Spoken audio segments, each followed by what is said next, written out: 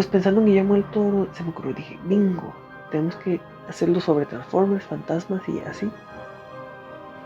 Guillermo del Toro me inspiró para hacer esta segunda parte y creo que es algo que no se debe de olvidar, que Guillermo del Toro me inspiró para hacer esta segunda parte. Y los fantasmas puede que sean los malos. Y también tenemos que meter vampiros porque como que para que sea para los jóvenes y que les guste a los jóvenes, está de moda Crepúsculo. A los jóvenes, desde que salió Crepúsculo, les gustan los vampiros, que son guapos y así, ¿no? Entonces yo quería también, pensando en la historia de cómo hacerla para que le gustara a Guillermo del Toro, pensé en este detective sobrenatural, que era un detective que descubría misterios sobrenaturales. The detective required a youthful but not unlikable voice. Being a lone wolf character, I was inspired by Raiden from Metal Gear for the voice, considering it one of the best dubbing from a Japanese medium to an American one. Yo soy la voz de Vi. Su atuendo es blanco con detallitos rojos, como un personaje puro y inocente. Me hicieron saber que estos colores están siempre presentes en la publicidad. ¿Qué contrasta con la fealdad de la ciudad? Sí. Era al mismo tiempo que Kojima estaba haciendo Death Stranding y yo estaba obteniendo noticias sobre lo que iba a ser Death Stranding. Y tuve también con el Silent Hill, estuve yo obsesionadillo con Silent Hill.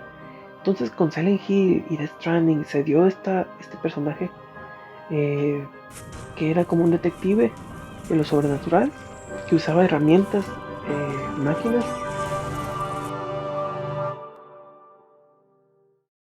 Buenas, soy Alan Vargas, animador en Megapolis y los keyframes los hicimos uno por uno en el holograma del After.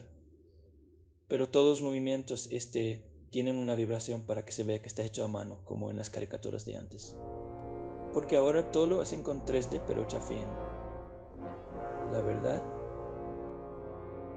Diciendo los referencias a Yoshi Shinkawa y a los Metal Gears, que usaba máquinas, en este caso una pistola que se transformaba en un crucifijo, que se me ocurrió después, sí, para que tenga un crucifijo.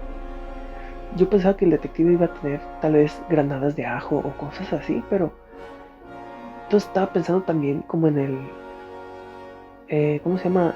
El actor Hugh Jackman en esa película que era un cazador de vampiros. Entonces dije, puede ser así, pero del futuro. Ya después, hablando con una amiga en Tecnol que le gustaban más o menos los cómics, un amigo nos escuchó hablar y dijo, wey, ¿por qué están hablando de ¿cómo se llama? Constantine, porque esa amiga también me dijo, es como Constantine, que es como un detective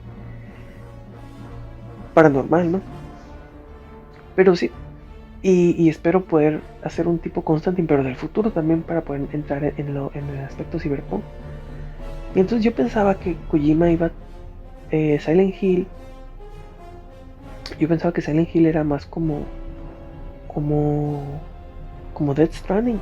Y en Death Stranding si usas mucho la tecnología, porque Kojima es bueno con la tecnología, es muy bueno para hacer tecnologías. Los diseños son factibles en la vida real.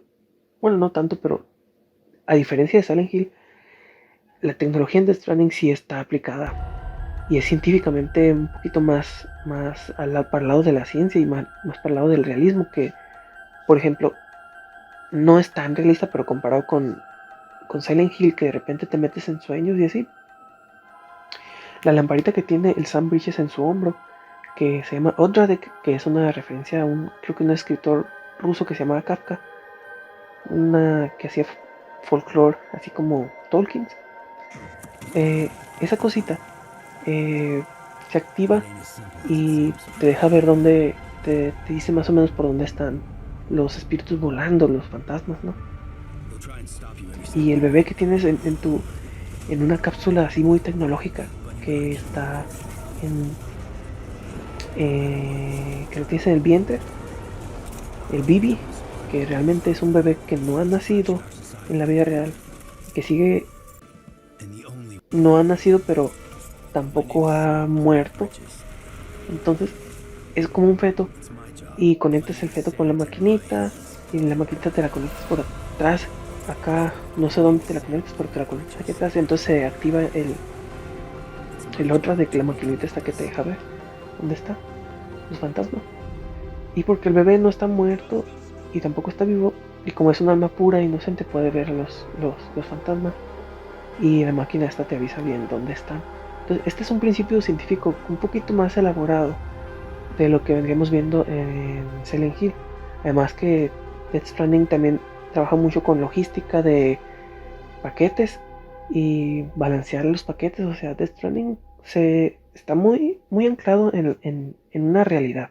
No tan real como, por ejemplo, ponerte a jugar un simulador de caminatas, que muchos le critican eso a Death Stranding, que tiene algunas cosas fantásticas Death Stranding, pero tiende a darte la ilusión de que todo está bien hecho y bien pensado y es ciencia ficción.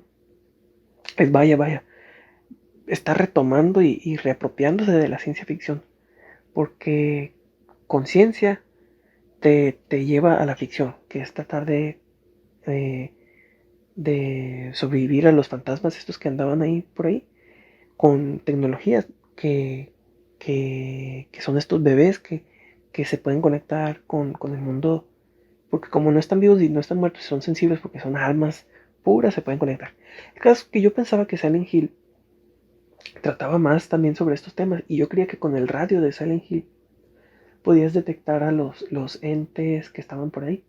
Y yo, sorpresa, jugué el Silent Hill 2 y realmente las dinámicas para detectar a los fantasmas no son tan necesarias, no son tan importantes. Porque no es un juego de misterio como el de Stranding, que por la naturaleza, yo creo, de Metal Gear, que era un juego de sigilo, tienes que andar siempre como que escondido y tratando de detectar dónde van a estar. En cambio, Silent Hill sí era sí es un juego tranquilo, pero no es tanto de sigilo, porque puedes tú golpear a los fantasmas o salir corriendo. Incluso no es tanto de pelea. Es más un juego donde los fantasmas, que no son fantasmas, que son monstruos, aparecen ahí. Y el radio yo pensaba que lo ibas a usar de una forma mucho más precisa, como para detectar qué tantos metros enfrente está qué tantos metros enfrente, qué tantos metros a la izquierda está el monstruo en Silent Hill, para poder sacarle la vuelta. Pero no, realmente los monstruos de Silent Hill se mueven un poquito solos. Y también debe ser un producto de los sistemas que tenían en la época. Además que Silent Hill es como que la contraparte de Resident Evil. Y Silent Hill podía darse el lujo de ser un juego mucho más tranquilo y más enfocado en la relajación y en un tipo de tensión menos en tu cara, a diferencia de Resident Evil, que es un poco más violento y más de pistolas, más preciso en dónde están ubicados los monitos. Porque es que yo creía que Silent Hill se iba a tratar de eso. Y también pensaba que con la lámpara en Silent Hill los monos se alejaban de ti porque veían la luz y se alejaban. Entonces todo esto lo estoy diciendo para dar a explicar cómo se me ocurrió que con una lámpara el detective de noche pudiera encenderla y que por donde pasara la luz de la lámpara él pudiera pasar y pudiera ver los fantasmas y que los fantasmas no se acercaran a la luz. Entonces ya después vi que el juego que realmente sí cumplía más con estas características, aunque no tanto el lado de la ciencia y la tecnología, pero sí en el lado de la luz y estas mecánicas más elaboradas, que es como un Silent Hill más elaborado, vendría siendo Alan Wake, que es un juegazo. De juegazo se mete un chorro con la historia de Silent Hill. Juégalo si quieres ver algo japonés y más sobre el terror un poco japonés, que también está americanizado, pero es más, tiende a ser más japonés en el lado de que es visual y en el lado de que los monstruos están hechos y se mueven como cosas de origami y te empieza a ver más como el tipo de terror japonés, que no es el terror del japonés feudal y de las leyendas de antes, pero se parece. En cambio, Alan Wake es un terror muy americano, es muy americanizado y habla mucho sobre la literatura americana, como el, ¿cómo se llama? Stephen King y otros autores. Por ejemplo, La Dimensión Desconocida, que es un show de maravilla y me encanta ese show, porque la gente es de los 50 el show y la gente en ese tiempo no concibía el terror como un terror como el terror de los 80, que se empezó a hacer más como más goony, vaya, con más baboso y más de brujas y más terror así tipo como Shocky o Friday the 13, que se metía en tus sueños y así. No, el terror de los 50 no era terror, era más como un tipo de suspense, pues. Y en ese aspecto se parece mucho a Silent Hill y a Death Stranding también, Y Alan Wake hace mucha referencia a eso, entonces yo quería también participar más que nada con Kojima en el Silent Hill, y agarré esto de poder, de que los fantasmas con la luz se alejaran, que eso pasa en Alan Wake. Sí, pero Alan Wake es un juegazo, o sea, sentí que quisiera yo pudiera estar hablando más tiempo sobre Alan Wake, sí, está muy bueno ese juego. Tiene muchas referencias a la escritura. Está lento si no quieres andar viendo easter eggs, pero si quieres darte el tiempo de checar el juego que tiene muchos easter eggs, puedes jugar Alan Wake. Pero no, Kojima Stranding es una genialidad y nunca me voy a cansar de decirlo.